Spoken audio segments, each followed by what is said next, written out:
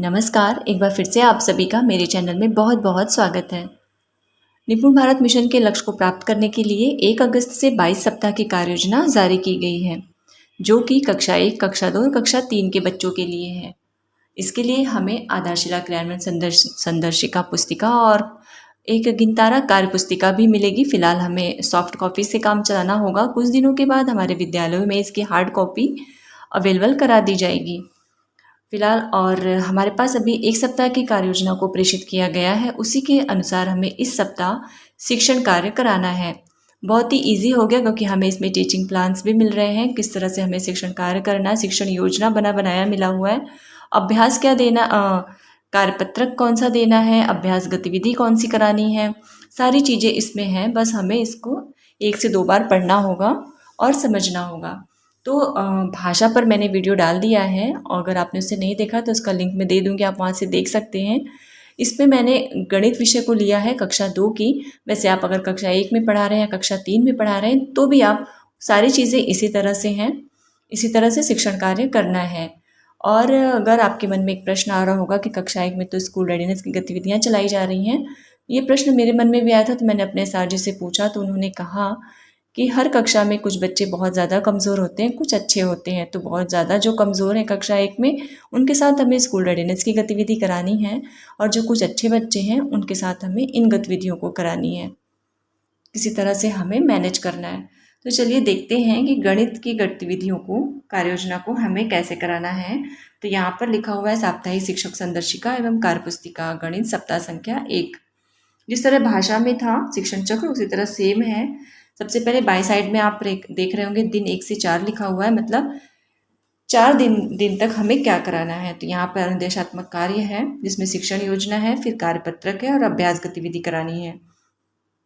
और दाएं तरफ आप देख रहे होंगे दिन 5 और 6 लिखा हुआ है। तो 5वें और 6ठे दिन हमें क्या कराना है, तो 5वें दिन हमें कराना है समेकन गतिविधि और कार्यपत्रक मैंने सीख लिया। समेकन गतिविधि मीन्स आकलन गतिविधि। हमने 4 दिनों में, पहले 4 दिनों में जो कुछ भी पढ़ाया है उसका हम 5वें दिन आकलन करेंगे कार्यपत्रक के ज़रिए या मौखिक के ज़रिए। फिर 6ठे दिन रेमेडियल और पुनरावृत्ति है। तो जब हम 5वें दिन आकलन करेंगे उसमें जो बच्चे दक्ष होंगे और जो बच्चे पिछड़े होंगे, तो जो पिछड़े बच्चे होंगे उनके साथ हमें 6ठे दिन रेमेडियल और पुनरावृत्ति करानी है और संडे के लिए होमवर्क देना है। मैंने दिन 7 के लिए गृह कार्य देना है कार्यपत्रक के तौर पर। तो ये हो गया हमारा शिक्षण चक्र। इसके बाद ये समय सारणी है, यहाँ से आप इस लिंक को टच करके डाउनलोड कर लीजिएगा और पढ़ लीजिएगा। फिर आते हैं समय सारणी पर। समय सारणी वही है, 3 कालांश हिंदी के हैं और 3 कालांश गणित के हैं। उसके बाद अंग्रेजी है, एक दिन पुस्तकालय है और लास्ट पीरियड है सह पाठ्यक्रम। अब आते हैं सीधे अपनी संदर्शिका पर। तो यहाँ पर कक्षा 2 आधारशिला क्रियान्वयन संदर्शिका गणित सत्र 2022 और 2023 सप्ताह 1। अब आपने भाषा में देखा होगा तो सप्ताह 1 के साथ दिवस 1 की कार्य योजना भी है कालांश वाइज, लेकिन इसमें ऐसा नहीं है। इसमें 3 शिक्षण योजना दी गई है। 3 शिक्षण योजना दी गई जो पहले 1 से लेकर 4 दिन में हमें कराना है। 4 दिन में कराने के लिए इसमें 3 शिक्षण योजना है, क्योंकि गणित ऐसा सब्जेक्ट है जो 40 मिनट में नहीं कंप्लीट हो सकता, और हो भी सकता है लेकिन जहाँ पर शिक्षकों की कमी है, कुछ ऐसे प्रॉब्लम्स रहते हैं, इसलिए 3 शिक्षण योजना हमें 4 दिन में करानी है। कुछ अंश अगर उसका शेष रह जाएगा तो हम उसे अगले दिन भी करा सकते हैं। तो यहाँ पर सप्ताह 1 शिक्षण योजना 1, यहाँ पर 40 मिनट लिखा हुआ है। किस पर हमें कार्य करना है, कम ज़्यादा की समझ बना सके, ये लर्निंग आउटकम होगा। इसके लिए संसाधन हमें होंगे चार्ट, कंकड़, पत्ते, ब्लॉक्स आदि, और नए शब्द है कम ज़्यादा। आवश्यक पूर्व ज्ञान, अपने परिवेश की वस्तुओं को पहचानते हैं।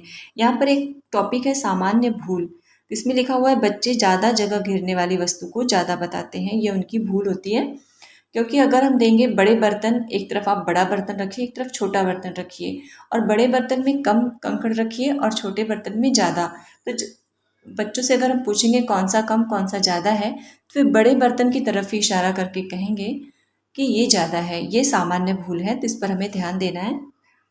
फिर आते हैं हम अपने शिक्षण योजना की तरफ।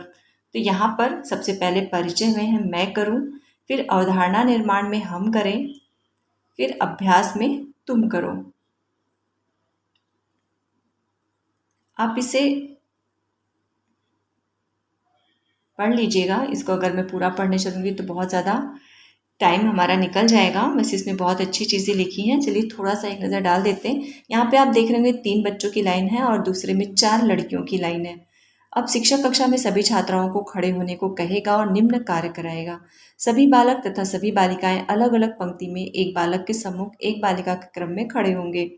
अब देखिए यहाँ पे जो सम्मुख खड़े हैं नहीं हो सकते क्योंकि बालिका ज़्यादा है और बालक कम है। अब बच्चों से पूछना है हमें, क्या सभी बालक के सामने बालिका खड़ी हो सकी? तो बच्चे कुछ ना कुछ बताएंगे कि नहीं खड़ी हो सकी। तो क्यों नहीं खड़ी हो सकी? क्योंकि बालिकाएं ज़्यादा है, बालिका की संख्या एक ज़्यादा है। फिर इधर लिखा है, प्रक्रिया को एक उदाहरण से दोहराएं कि मेज पर कुछ कंकड़ व कुछ पत्तों के ढेर रखते हैं। एक तरफ पत्तों के ढेर रखिए, एक तरफ कंकड़ के ढेर रखिए। प्रत्येक कंकड़ को अलग अलग पत्ते के ऊपर बच्चों से रखने को कहें। अब हर कंकड़ को एक एक पत्ते के ऊपर रखें। पूछें, क्या सभी पत्तों पर कंकड़ रखे जा सके? अगर कंकड़ की संख्या ज़्यादा होगी तो कंकड़ बच जाएंगे।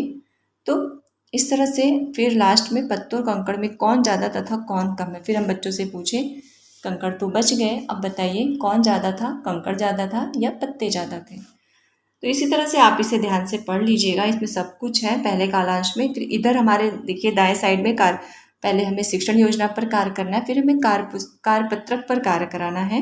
कार्यपत्रक कौन सा कराना है? पृष्ठ संख्या 13 कार्यपत्रक। तो आप जब नीचे आएंगे तो यहाँ पर आपको पृष्ठ संख्या 13 मिलेगा।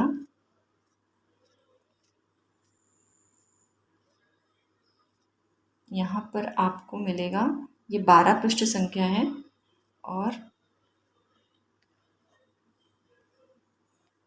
ये है यहाँ पर पृष्ठ संख्या 13। तो 13 में ये जो बना हुआ है, आप चाहे तो इसे बच्चों की कॉपी में बना सकते हैं या फिर वाइट बोर्ड या ब्लैक बोर्ड जो कुछ भी आपके यहाँ अवेलेबल होगा उसमें हम इस तरह से कुछ चीज़ें बना करके ब्रैकेट में बच्चों से ये कार्यपत्रक यह कार्य करा सकते हैं। अभ्यास कार्य कौन सा कम है और कौन सा ज़्यादा। उसके बाद अपने आते हैं शिक्षण योजना की तरफ। पहले शिक्षण योजना फिर इसके बाद इस पर हमें जो अभ्यास गतिविधि करानी है वो भी यहाँ पर है। ये देखिए, अभ्यास गतिविधि 1, कम ज़्यादा की समझ बना सके। यहाँ पर संसाधन कम ज़्यादा के लिए चार्ट, कंकड़, अनाज के दाने। फिर कक्षा के बच्चों को 2-2 के समूह में बांटे, प्रत्येक समूह में 2 ढेरी दीजिए, कंकड़ की और 1 अनाज की। यहाँ पर कुछ इनके सारे नियम लिखे गए हैं कैसे हमें बच्चों को अभ्यास कराना है। ये पहले शिक्षण योजना का है और ये देखिए ये दूसरे शिक्षण योजना का है और यह तीसरे शिक्षण योजना का है। उसके बाद इसमें भी हमें कार्यपत्रक देखिए यहाँ पर पृष्ठ संख्या 15 का कार्यपत्रक कराना है।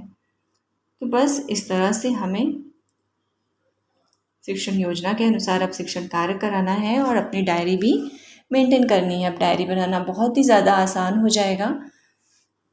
तो बस आज की वीडियो में इतना ही। आपको इससे लेकर कोई भी प्रश्न होगा तो प्लीज़ मुझे कमेंट बॉक्स में ज़रूर पूछिएगा, मैं उसका उत्तर देने की पूरी कोशिश करूँगी। आज की वीडियो में इतना ही, मिलते हैं अगले वीडियो में, तब तक के लिए नमस्कार।